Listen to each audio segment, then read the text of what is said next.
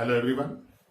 आज हम लोग कोलरॉस लॉ के एप्लीकेशंस देखेंगे, अनुप्रयोग देखेंगे कोलरॉस नियम के। पहला अनुप्रयोग है किसी दुर्बल विद्युत अपघट्य के लिए लेमडा इंफिनिटी एम का निर्धारण, अर्थात अनंत तनुता पर मोलर चालकता का निर्धारण। हम लोगों ने कोलरॉस का नियम देखा है। कोलरॉस नियम है लेमडा इंफिनिटी एम बराबर से lambda infinity plus plus lambda infinity minus. एक संयोजी विद्युत अपघट्यों के लिए हम ऐसा लिख सकते हैं।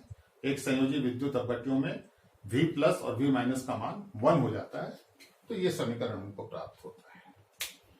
अब यहां पर ये दो चीजों को देखिए। ये क्या है?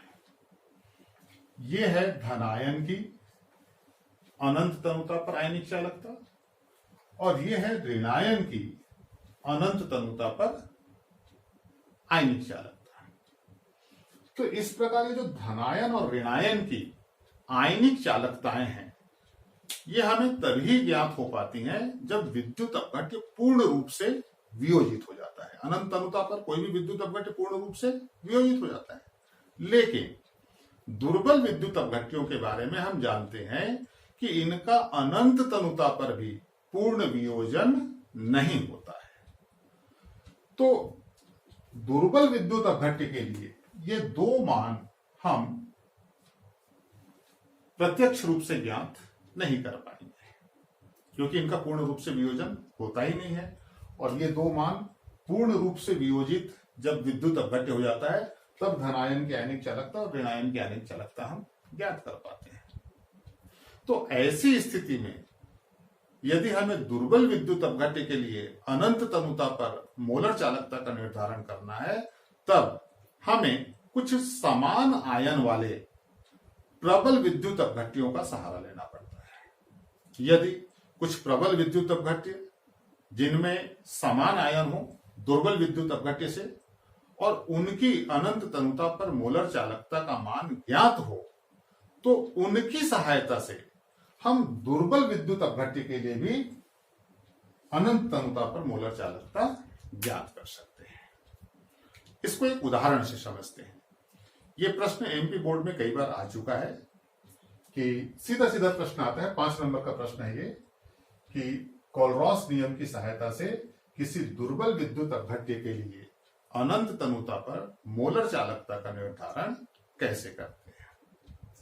तो इस अनुप्रयोग को बताने के लिए हमें एक उदाहरण देना होगा।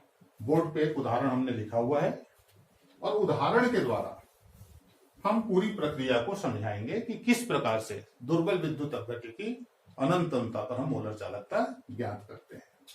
तो उदाहरण है एसिटिक अम्ल। हमें पता है एसिटिक अम्ल एक दुर्बल विद्युत अपघट्य है। तो एसिटिक अम्ल के लिए लेमडा इंफिनिटी एम का निर्धारण कीजिए, जबकि अब यहां पर 3 प्रबल विद्युत अपघट्य दिए गए हैं, HCl, NaCl और सोडियम एसीटेट। हमें पता है कि जितने भी लवण होते हैं प्रबल विद्युत अपघट्य होते हैं।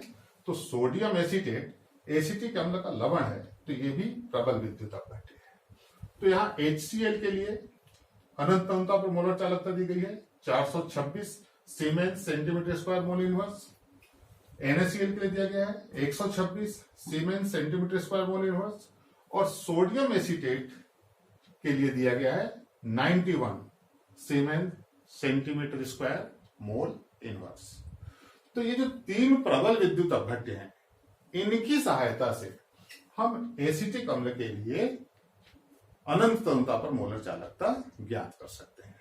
तो ये स्पष्ट हो जाता है कि हम कोलरॉस नियम का उपयोग करते हुए प्रत्यक्ष रूप से किसी दुर्बल विद्युत अपघट्य की मोलर चालकता का निर्धारण नहीं कर सकते हैं।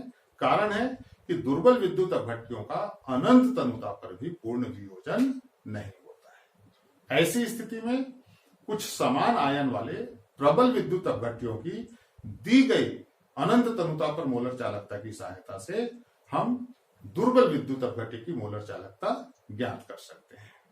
तो इस उदाहरण को हल करके देखते हैं। इन सबका कोलरॉस नियम से हम समीकरण बनाएंगे। तो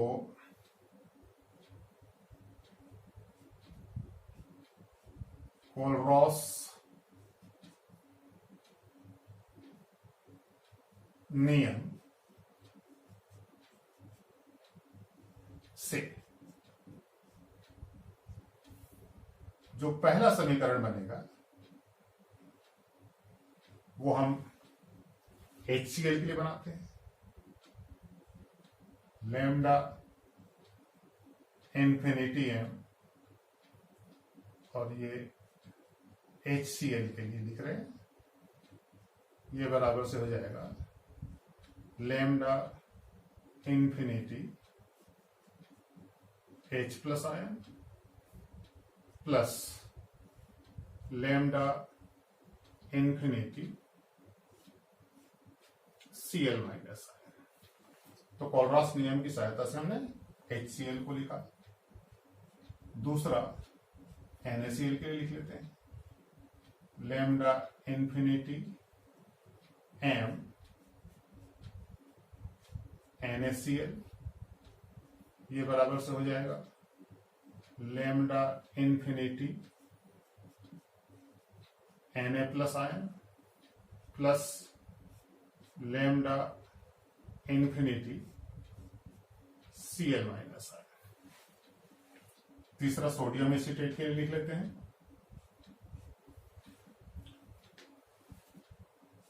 lambda infinity m CH3 COO Na। तो यहां सोडियम धन आयन मिलेगा और एसीटेट ऋण आयन, तो इसको लिख सकते हैं lambda infinity m Na plus ion और लैम्डा इन्फिनिटी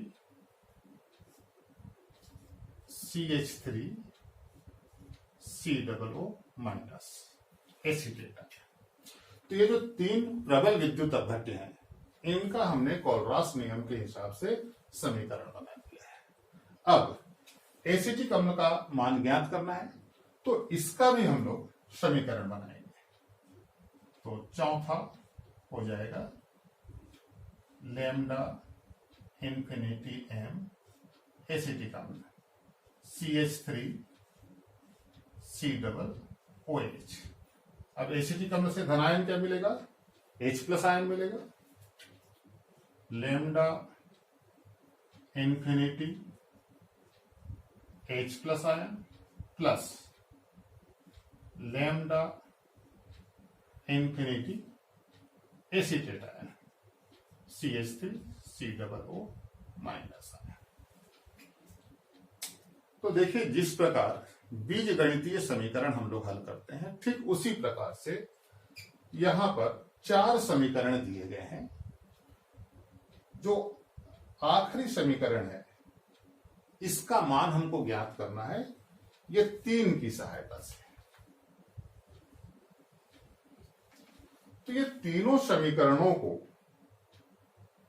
हम आपस में इस प्रकार से जोड़ेंगे या घटाएंगे, गणितीय संक्रिया लगाएंगे, जिससे हमको ये जो चौथा समीकरण है जो ज्ञात करना है, उसका या तो बायां पक्ष प्राप्त हो जाए या तो दायां पक्ष प्राप्त हो जाए। अब यहां पे देखिए, जो समीकरण 4 है, इसके दाएं पक्ष में H प्लस आयन है और एसीटेट आयन है। तो ये ऊपर वाले तीनों समीकरण को इस प्रकार से हमें जोड़ना या घटाना है, जिससे हमको दाहिने तरफ H प्लस आयन और एसीटेट आयन मिल जाए। तो अब देखिए, समीकरण 1 में H प्लस आयन आ रहा है, लेकिन साथ में क्या आ रहा है, Cl माइनस आयन। हमें Cl माइनस नहीं चाहिए, तो Cl माइनस को हटाने के लिए देखिए, समीकरण 2 में Cl माइनस है, अगर समीकरण 1 में से 2 को घटा देते हैं तो ये Cl माइनस से Cl माइनस कैंसिल हो जाएगा। अब क्या आ जाएगा, Na प्लस। तो हमें प्राप्त हो जाएगा H प्लस और Na प्लस। तो Na प्लस भी नहीं चाहिए हमको, तो H प्लस चाहिए, Na प्लस नहीं चाहिए। अब इस Na प्लस को हटाने के लिए यदि समीकरण 3 को हम इसमें जोड़ देते हैं, देखिए जैसे समीकरण दो को घटाएंगे तो ये माइनस हो जाएगा, ये माइनस हो जाएगा, इससे ये कट जाएगा। अब ये निगेटिव साइन के साथ है, तो अगर समीकरण 3 को जोड़ देंगे तो ये प्लस वाला है और ये माइनस वाला, ये दोनों कैंसिल हो जाएंगे और बचेगा क्या, एसीटेट आयन। तो इस प्रकार हम देख रहे हैं कि समीकरण 1 में से 2 को घटाकर यदि समीकरण 3 को जोड़ दिया जाए तो हमको दाहिने तरफ H+ और एसीटेट आयन प्राप्त हो जाते हैं। तो यहां पर इसको लिख लेते हैं हम लोग।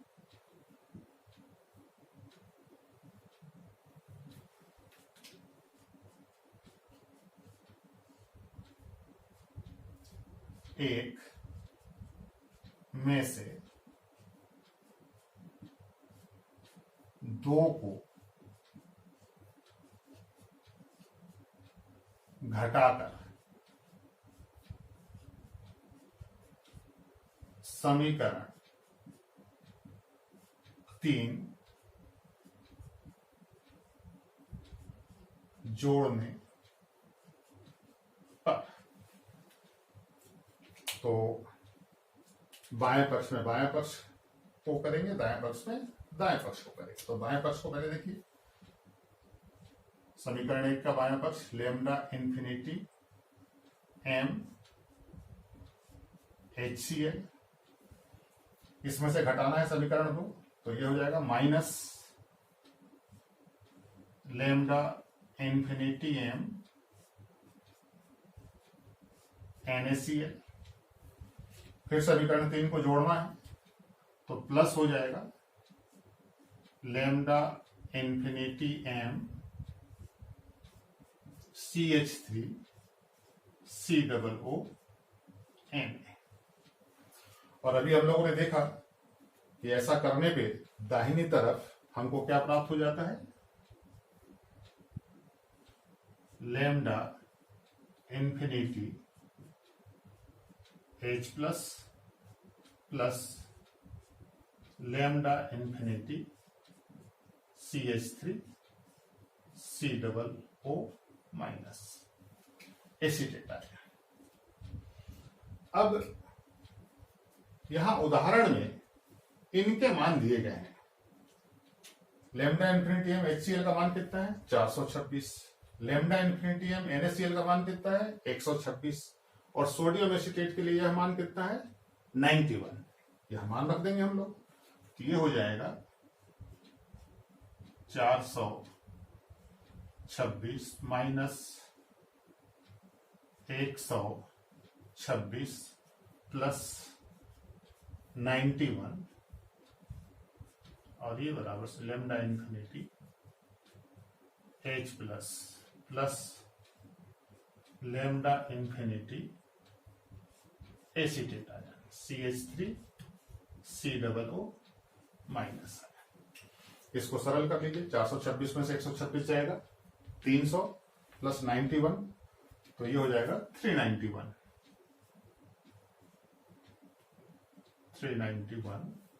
Equal to lambda infinity H+ plus lambda infinity CH3 COO minus.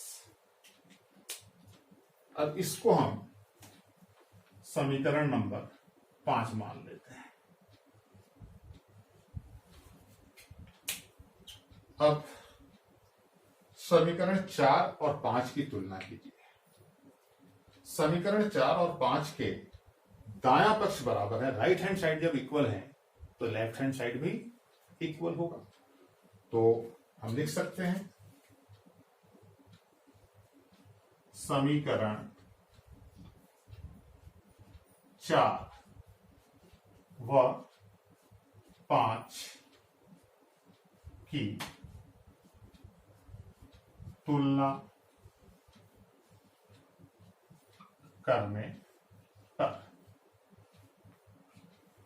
जब हम यहां तुलना करेंगे दोनों की तो हमें प्राप्त हो जाएगा, दायां पक्ष बराबर है तो बायां पक्ष बराबर हो जाएगा। ये आ जाएगा lambda infinity M CH3 C double OH और ये मान आ गया 391, इकाई हो जाएगी siemens centimetre square mole inverse.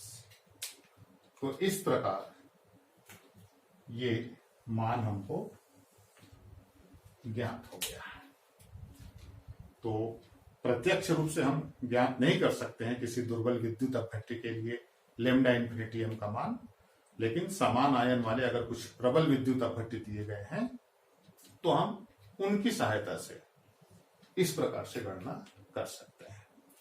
तो ये बहुत ही इंपॉर्टेंट प्रश्न है, एमपी बोर्ड में अनेकों बार ये रिपीट हुआ है। सीधा सीधा प्रश्न आता है कि कोलरॉस नियम की सहायता से किसी दुर्बल विद्युत अपघट्य की अनंत तमता पर मोलर चालकता कैसे ज्ञात कर सकते हैं, उदाहरण सहित समझाइए। तो ये उदाहरण आपको याद रखना होगा, इसी उदाहरण को देखकर हम इसको बता सकते हैं। देखिए यहां पे टोटल 4 अनुप्रयोग हैं। 2 अनुप्रयोग अपने आप में पूर्ण रूप से 5 नंबर के प्रश्न हैं और 2 अनुप्रयोग छोटे छोटे हैं। कई बार ऐसा भी प्रश्न आता है, जैसे इसी वर्ष प्रश्न आया है कि कोलरॉस नियम के कोई 2 अनुप्रयोग लिखिए, तो उस स्थिति में जो छोटे वाले 2 अनुप्रयोग हैं वो हमको देना चाहिए, क्योंकि जो बड़े अनुप्रयोग हैं वो 5 नंबर के प्रश्न के रूप में सीधे सीधे पूछे जाते हैं। तो अगले वीडियो में हम लोग आगे के अनुप्रयोग देखेंगे। आज के लिए इतना ही, इसको आप देखिए।